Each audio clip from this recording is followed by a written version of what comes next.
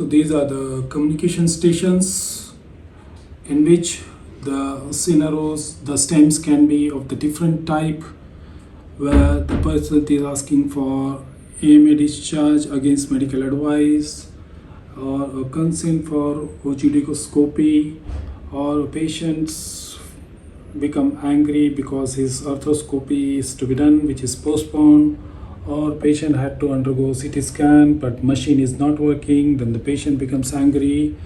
Or there can be a patient or a child who's has undergone a surgery like for rupture spleen and the patient has become anxious, or a patient who had undergone a child who has undergone emergency appendectomy and the mother or father is anxious and asking the questions, or another case where the patient is on warfarin, now you have to stop warfarin and switch over. So these are the different scenarios or the steps in which you need to communicate with the patient. This how can be the scenario in which person is asking against medical advice. Here the example is just Mr. James, middle-aged man, follow-up of road traffic accident. Here undergone road traffic investigation showed splenic hematoma and fractured ribs. His hemoglobin is dropped by 1 gram during his stay and he has some social issues that might him to leave the hospital. So here you see the introduction. First of all, you have to introduce and greet the patient and express the sympathy that he has already met an accident and he is admitted. Then explore what are the concerns of the patients. Ask the open questions. Can you tell me why you feel? So these are the things which you need to understand and explain. So this patient is already admitted, and so you need to ask the open questions. How do you feel? The current situation, what you understand about your injury. Explain the medical risk if you want to leave the patient hospital. So this is splenic trauma and life-threatening. So these are some of the points which you need to emphasize of monitoring and explore alternative solutions. If the patient is working somewhere, what are the alternative options? The patient can get a medical letter from the hospital. If the wife is having some issue, you need to discuss about the social issue. If patient is still living as insisting want to go against medical advice, assess the capacity and ensure that patient is understanding the risk, retain information and make the informed decision.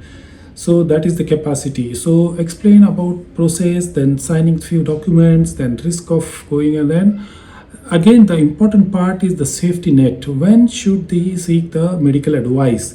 Even if the patient lives against medical advice, the safety net has to be explained, like abdominal pain, dizziness, fainting, difficulty in breathing. Then what can be the follow-up plan? Urgent OPD review or the patient's contact number for emergency help. So final statement, I respect your decision because the patient want to go, but I strongly recommend to stay observation. If you choose to leave, please be vigilant.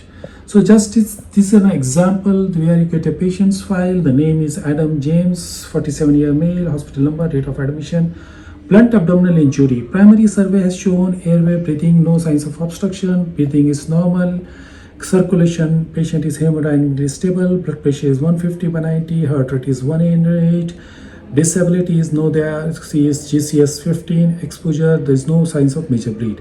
Then you do the secondary survey in which the paper shows that there's tenderness over the left lower ribs, bruising over the left upper quadrant, pain on movement with respiration. Chest X-ray shows fracture 9th and 10th rib. Then fast scan shows positive free fluid in the left upper quadrant. CT abdomen, grade 2 splenic hematoma, no active contrast, no other solid organ injury. Blood test, hemoglobin was initially 12.5, now it has dropped to 9.8. WBC count is normal, platelet is okay, IV fluid analgesics given. Management is admission under surgery for observation. Registrar has given the assessment notes, mild tachycardias, hemoglobin decreasing, suggestive of ongoing bleed but no active hemorrhage, so ongoing left upper quadrant pain, no peritonism. Plan is continue hemoglobin monitoring of this patient. Needs the hemoglobin level, then strict vital monitoring, serial abdominal examination, nil per orally. If patient HB drops, you have to consider for embolization, cross-matching 2 units of RPC pain control. Consultant has reviewed and the notes are hemoglobin has dropped, still hemodynamic stable, but risk of ongoing blood, no clear indication for immediate surgery because patient is having stable embolization if hemoglobin falls. So everyone has decided that this patient needs monitoring and as well as immobilization. So current situation of the patient's request, risk explained to the patient. So the plan is discussed with the consultant and advise a strict follow-up if leave strong advice. How can be the question and answers among the patients? So patient and the doctor, you are examining, you are seeing the patient now, you have started the communication. Hello Mr. James, myself Dr. Hamidul Kareem, one of the surgical doctors here. I can understand you are thinking of leaving the hospital. So I just want to ask few questions, and do you know about your injuries, your condition, and what happened to you because of your accident? So the patient may reply, I don't know much, but I need to go, because he is basically feeling well and conservatively he is managed, that's why he need to go. So the next question is, I know and appreciate you have personal matter and to attend, but medically I'm concerned following your accident. So you have got ribs fracture, and you have to show that what are the ribs and injured and organ in your tummy, which we call as spleen, and that has led to collection of the blood, and which call as hematoma and blood in the spleen. And so he says, okay, yes, then this has caused your blood level to drop.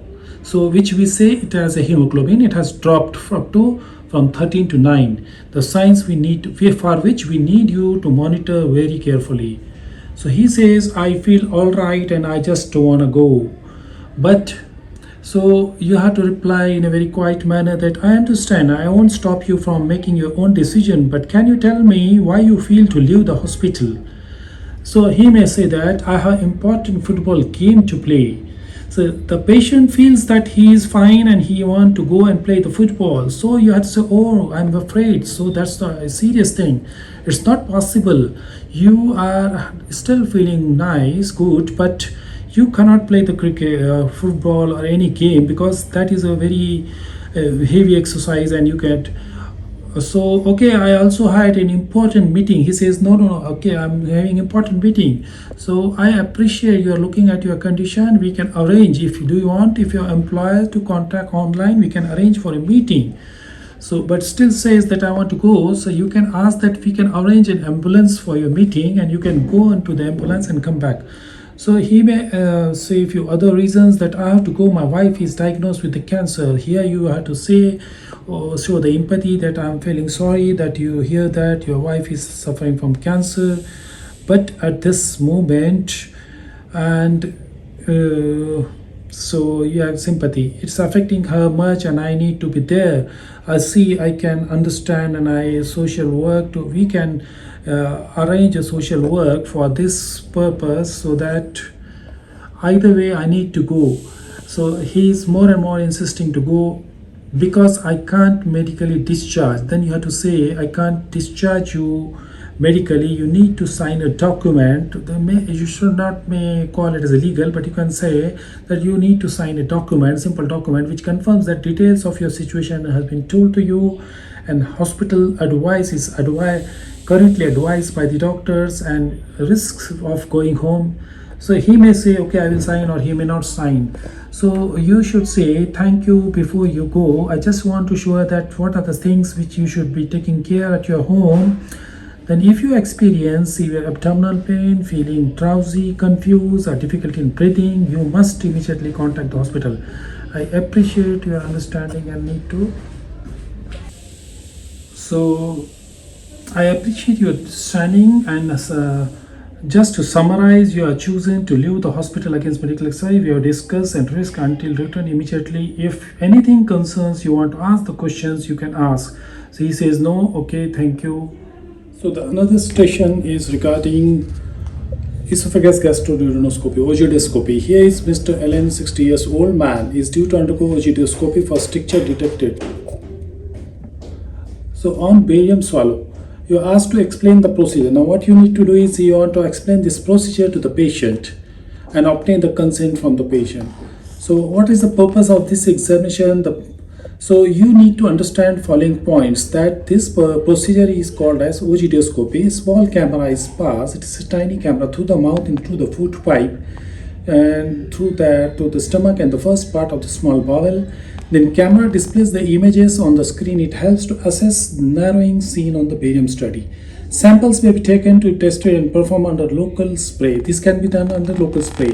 So what are the risks you need to discuss? That the injury to the teeth, chest infection, bleeding from the biopsy site, rare but very serious, that is tear in the esophagus. So patient is concerned about the questions, fear of carcinoma, explained too early to say, biopsy test needed, timeline for the results. It may take 2 weeks, going home after the procedure, must recover from sedation, cannot drive, take someone to it. Excess of salivation possibly related to the food. So then you get a file of the patient. On this, the name of the patient, then what is the other things written on that. Then what is that? What is the, there's a progress. What is, and CVX reports increasing while swallowing solid, and GC everything is stable. Plan is request ogidioscopy. Now you have to take the consent for ogidioscopy. In this, now how he is going to ask, you are a doctor, hello, myself doctor, and I understand.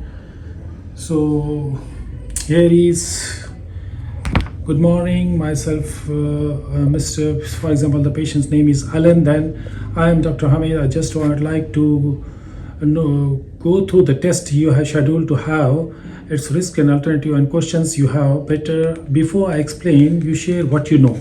So let him ask what you know are their risk. So he will think, yes, thank you, let me put in a simple test that is called as endoscopy. Then explain complete procedure which was told like this, all the things what we are going to do. Explain the risk.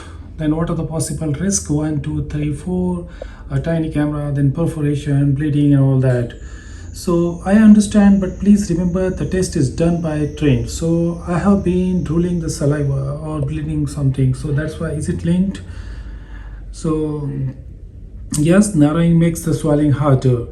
So then I want to go ahead. I'm not sure, that sounds worrying to me. So he's worried about that. Sir, I understand, but please remember test is done by the trained doctor and great care must be taken. Most important, test is only way to find out what's wrong.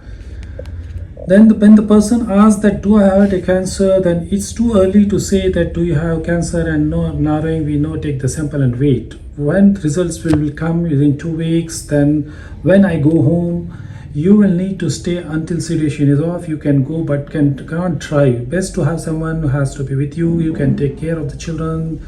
You cannot sign any legal document after 24 hours because of the sedation and all this. If you feel chest pain, fever, temperature, and what are the things which you have to take care.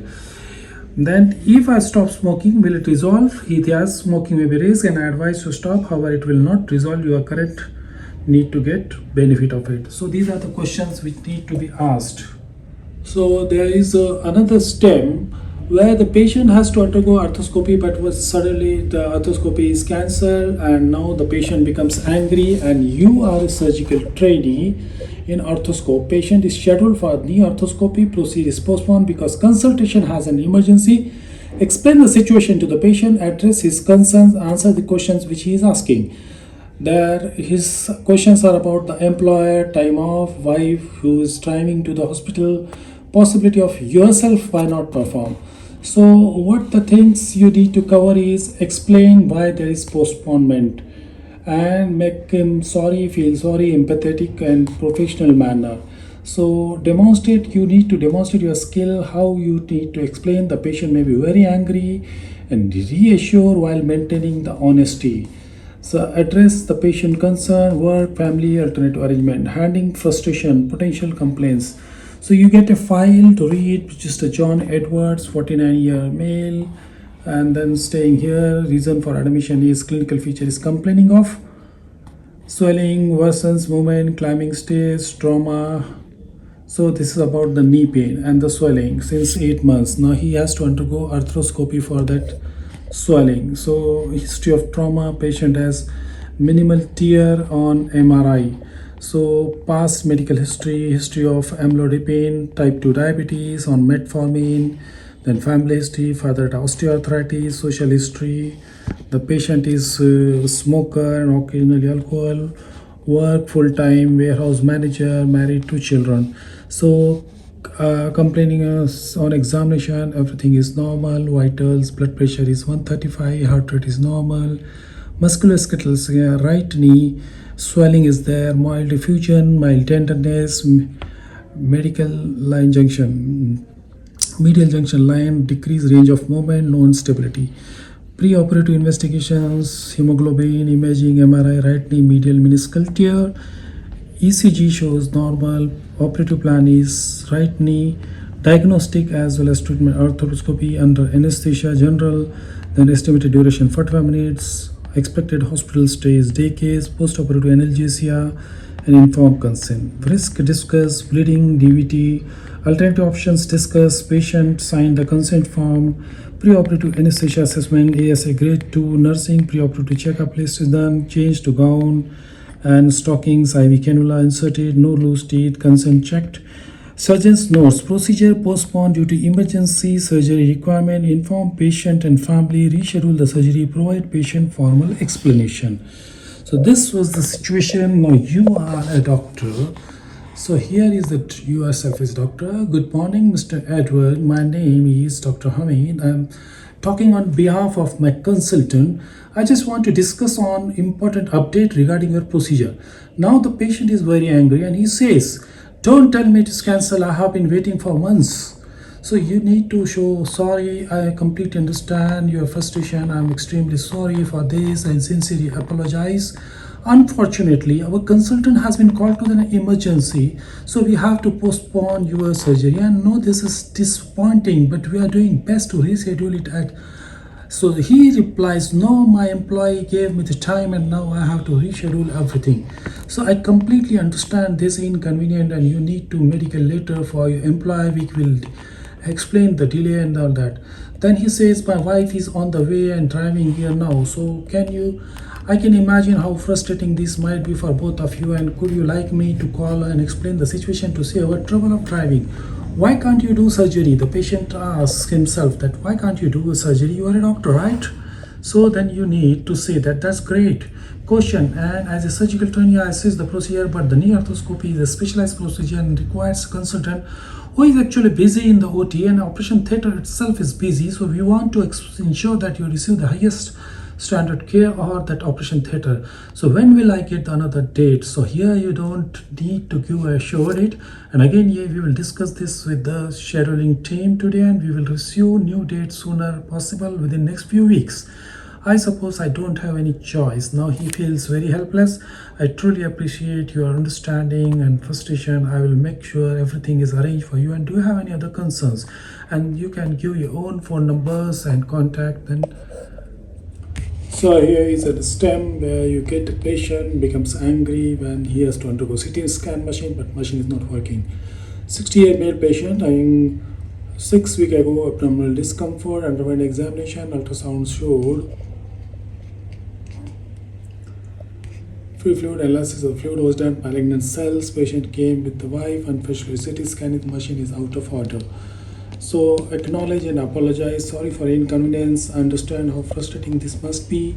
No definitive defensive knowledge should not be there. Explain, use layman terms.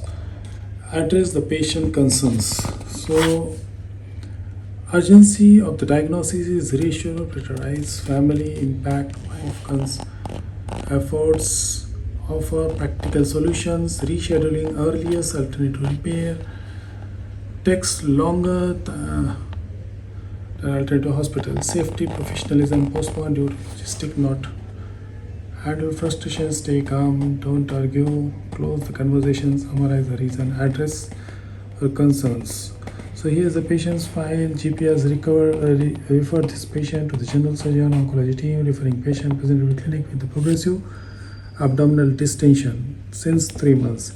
Examination revealed gross ascites, USG, various patient malignant cells, peritoneal carcinomatosis, medical treatment, hypertension, amlodipine, hypercholesteremia. Patient hospital admission notes, 3 months. So cachexic, large ascites, investigation, CT abdominal pelvis pending, ascitic fluid is cytology positive. Continuous supportive care, symptom So now this patient is having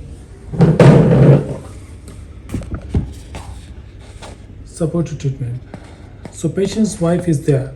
So you as a doctor, hello, myself, Dr. Hamid, one of the surgical doctors here. Am I speaking to patient's wife, Mrs. Anderson? So I understand that this is a very difficult time for you. I would like to update on your husband's condition and answer any questions you might be. Patient is frustrating, difficult time. What does it mean? My husband was a few months ago. You were telling he had a carcinoma. Why didn't you pick up it earlier?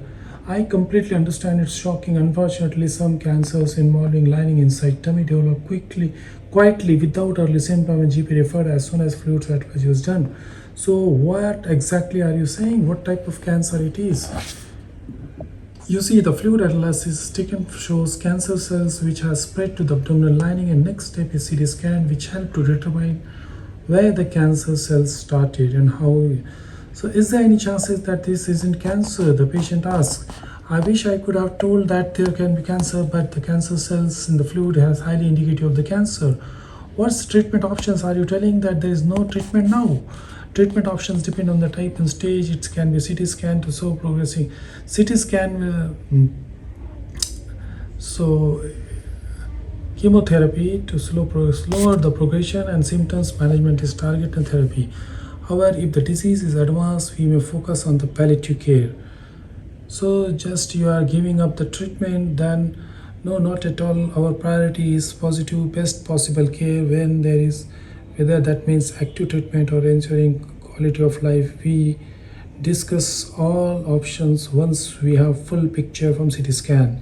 His brother in USA, should I tell it to giving his condition, I would like to advise that distressing news right now, but if your husband want to make a call, we can arrange a call. What about second opinion? Can we go somewhere else? Of course, you have got right to seek the second opinion, but we can refer to the another specialist. Like how our team is highly experienced and we are following best possible protocol.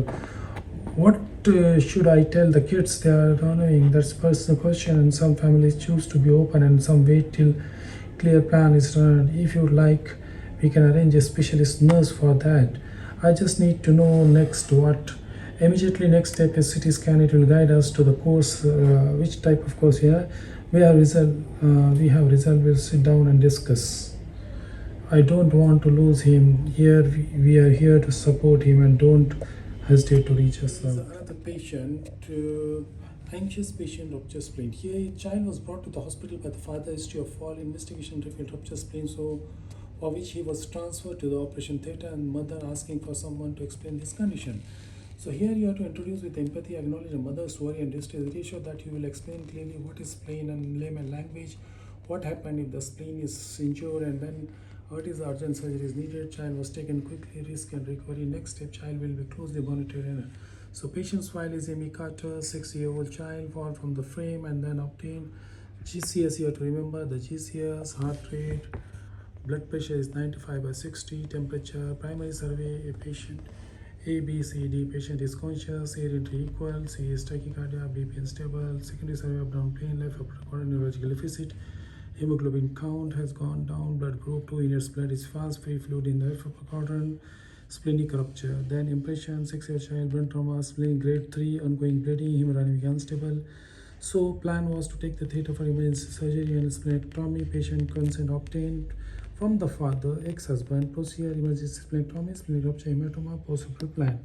Now the mother has arrived and you as a doctor. Hello, Mrs. Scott. I am Dr. Hamid, one of the surgical doctors who has been there assisting the consultant, and we just want to tell about your daughter.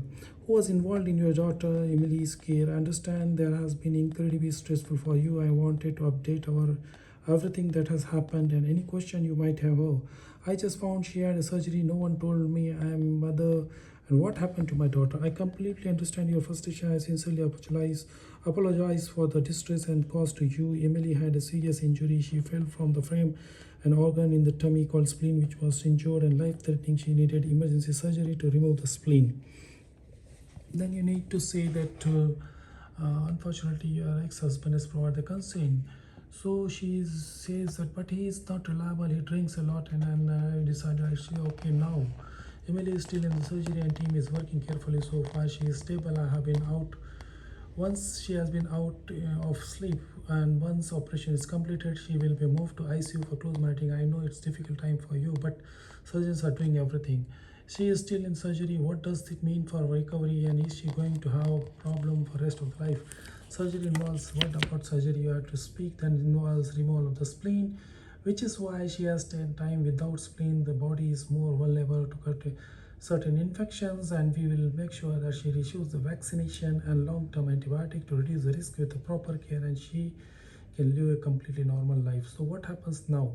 When she is in the surgery, you won't be able to know go inside, but as soon as she is transferred by ICU, you will be able to see her. Meantime, I will help you, update you on her progress, and I want to acknowledge your concern about the consent about concerns. Once Emily is stable, we can arrange a formal discussion with the hospital team. I just she has been called, but now I want to know she is okay. I understand. I will keep you updated. So here is the another patient. Patient is anxious. Patient's relative is anxious. The patient, this is Amira, 7-year girl who had been brought by the neighbor for acute appendicitis. An urgent opening has to be introduce yourself as a part of surgical team, confirm the patient's identity, acknowledge,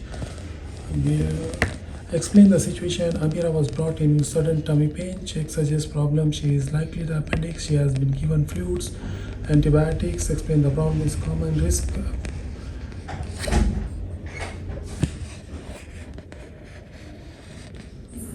So you need to explain why surgery was needed and reassure the team is acting quickly. Future fertility, bad infections, scars, emotional concerns, express condolences, husband has a loss, closing, Amira has appendicitis. So you get a file brought by the neighbor, history of pain, temperature, right iliac fossa pain, suspected acute appendicitis, appendix not clearly visualized but free fluid, so patient suspected and now. Now here is the conversation between the doctor, yourself and the mother. So here is, hello Mrs. Hassan, I am Dr. Hamir, one of the surgical doctor. I understand you would like someone to explain what's going on with Amira. So she says, I was told that she has a stomach pain. I wasn't with her away and heard on the phone. I feel it's terrible and I wasn't here. Before I begin, could you please tell me what you have heard so far? That please don't blame yourself. Are you sure that I feel terrible? I'm not there. Don't blame yourself. No matter what we are, let me talk you what has happened. I was brought by the relatives, neighbors. Our check suggests she has been problem in her part of the gut and called appendix, and we have given her fluids and drip antibiotics while she wait for the surgeon to look for that.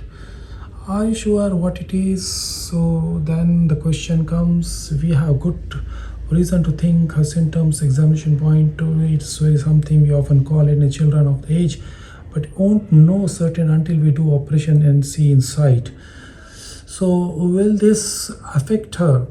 Will this affect her to have children, young children? There is padding and tummy, so it bursts and then the mother says that Mr. Man did the surgery for my husband and he died. I'm scared. I understand your worry. In the bad cases, infections can affect, and I'm so sorry that please accept my deepest condolences about your husband, but he had a bowel cancer. I am truly sorry for your loss. That sounds very difficult from what you have said. Her husband passed away from the cancer, not the surgery. So just Mr. Man is one of the most expensive. Do you have any other questions, Mrs. And she says he has a bowel cancer and that. No, that's so. So here is a person which needs counseling who is on warfarin. Mr. Richardson had undergone a wall replacement surgery on regular warfarin. GP asked him never to stop. He is scheduled for hernia. You are about to ask and stop surgery, and then reason to stop warfarin increases the risk of surgery, may be blood dangerous. Bridging means stop warfarin temporarily. Short-acting heparin protect against the clot. Restart warfarin after surgery. One step, monitor INR patient. Patient's file, Richardson, elective surgery for hernia, concern about stopping. Present complaint is groin swelling, legal blindness, he is blind, diabetic retinopathy, relies on the wife, cardiac history, previous medical history, mechanical wall replacement, diabetes, hypertension, chronic kidney disease, retinopathy, warfarin 5 mg per day, INR is 2.5, metformin, insulin, amlodipine, ramipril, omeprazole, and all these drugs. No energy. So social history, retired accountant, stays with the wife, family history, findings, blood pressure, and all this is normal. Stop warfarin 5 days before. Low molecular heparin has to be started. Iron has to be 2. Last to dose 24 hours before he start warfarin.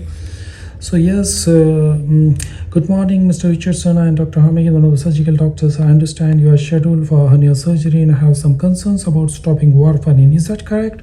Yes, doctor, I have been told that that's a valid concern because you have a mechanical replacement, high risk for developing clots. So if we stop warfarin completely, it has to increase risk of bleeding. So balance both. We need a method called as bridging. What do you mean by bridging?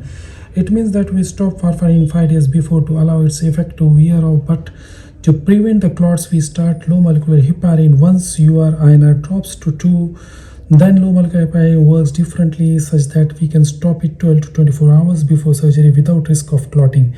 So we can start warfarin evening after surgery or 24 hours depending upon your bleeding risk until we reaches the right level. What INR doesn't drops, that's completely we monitor carefully and we check the INR before surgery. If INR is still high, we have to adjust it. So then I am blind, how can I lie? That is important point. We provide a clear schedule for her and anticoagulants, and it is available to guide both of you. So is there any risk involved? Yes, stopping warfarin briefly risk of clot formation. Surgery itself carries a bleeding risk. That's completely understand. I'm still nervous, and then that's completely we can understand. We will monitoring you very closely, and you have further questions, please ask.